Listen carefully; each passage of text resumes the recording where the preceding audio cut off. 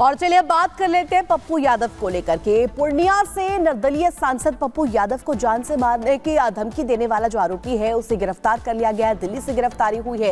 इसके अलावा आपको बता दें वो खुद को लॉरेंस बिश्नोई गिरोह का सदस्य बता रहा है। सागर, बिल्कुल कथित बाहुबली निर्दलीय सांसद पप्पू यादव, जिन्होंने कुछ दिन पहले लॉरेंस बिश्नोई को चुनौती दी थी, लेकिन उसके बाद जब एक उनके पास फोन कॉल आई और उसने आपको लॉरेंस का सदस्य बताया। पप्पू यादव लगातार ये भी कह रहे थे कि अगर आप किसी को भी मारना है तो मारिए, हमें कोई मतलब नहीं है। लेकिन पप्पू यादव के इस बयान के बाद बीजेपी के नेता बृजभूषण ने यह तक कह दिया कि पप्पू यादव ने बाहुबलियों की नाक कटा दी।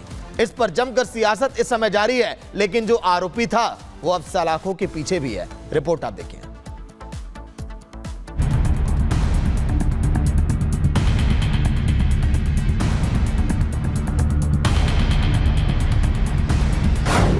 पप्पू यादव को धमकी देने वाला शख्स गिरफ्तार। पुलिस ने खोला धमकी देने वाले का राज। धमकी का ऑडियो सोशल मीडिया पर हुआ था वायरल। पप्पू यादव ने लॉरेंस गैंग को दी थी चुनौती। बिहार के कथित बाहुबली और पूर्णिया के निर्दलीय सांसद पप्पू यादव की जिंदगी में एक फोन कॉल ने खलबली मचा दी थी। देश भर में पप्पू यादव समाचार की सुर्खियों में आ गए। पूर्णिया सांसद पप्पू यादव को जान से मारने की धमकी देने वाला शख्स दिल्ली से गिरफ्तार कर लिया गया है। पूर्णिया पुलिस अधीक्षक कार्तिकेय शर्मा ने हाट थाने में एफआईआर दर्ज कर जांच अब शुरू कर दी थी। पुलिस ने दिल्ली से महेश पांडे नाम के एक शख्स को गिरफ्तार किया है। पकड़े गए आरोपी ने अपना जुल्म भी कबूल कर लिया है। आरोपी का नाम महेश पांडे है, जिसने धमकी दी थी।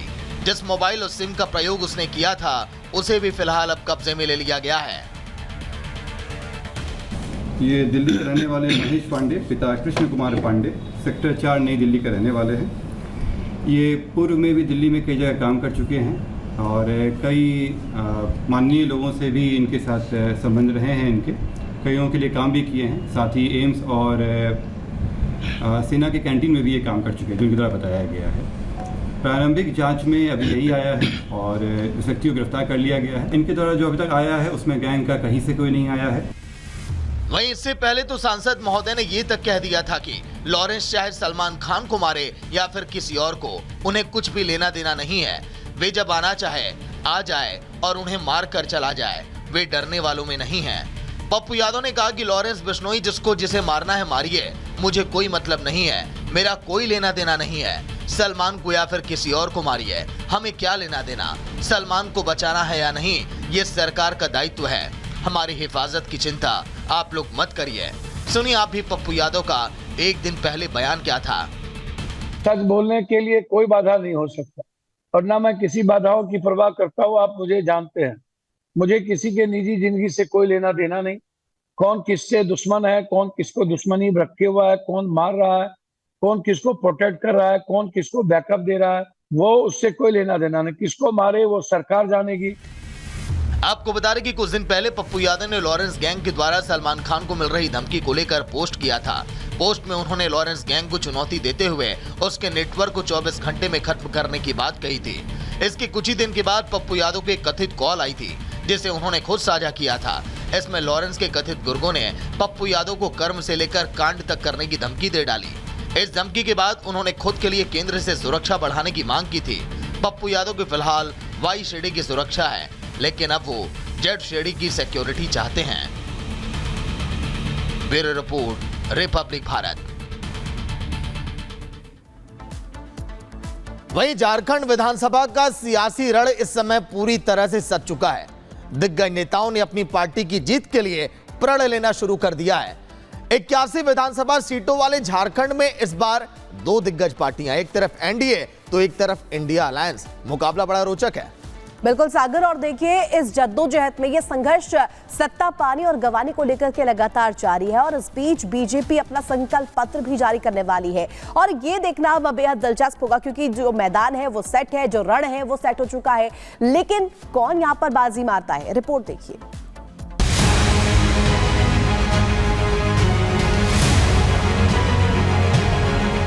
झारखंड विधानसभा चुनाव में एनडीए और इंडिया अलायंस ने सीट दर सीट घात प्रतिघात की रणनीतियां बनानी शुरू कर दी है।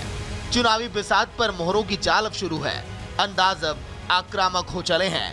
इस बार चुनाव में संसाधनों की बौछार होने के साफ संकेत मिल रहे हैं। संसाधनों के मोर्चे पर एनडीए भारी है तो इंडिया अलायंस अपनी योजनाओं और केंद्र की बेरुखी को हथियार बनाने की तैयारी में है। झारखंड में विधानसभा चुनाव को लेकर बीजेपी आज अपना संकल्प पत्र जारी करेगी। शनिवार को इसकी पुष्टि बीजेपी के चुनाव प्रभारी और केंद्रीय मंत्री शिवराज सिंह चौहान ने की।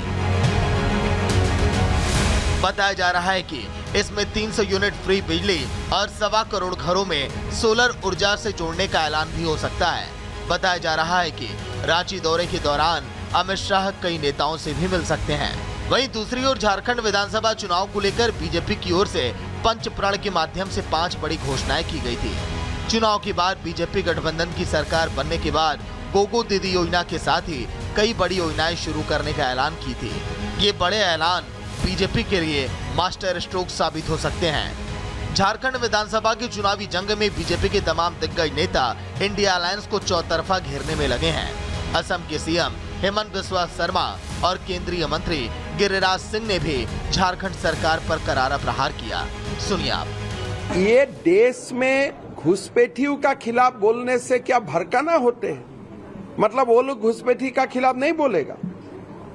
घुसपैठियों का खिलाफ बोलना कौन सा कानून में लिखा हुआ है? ये गलत है। आप बताइए कौन सा कानून में लिखा हुआ है? घुसपैठियों मतलब हमारा दरवाजा हम घुसपैठियों के लिए खोल दें? झारखंड के आदिवासी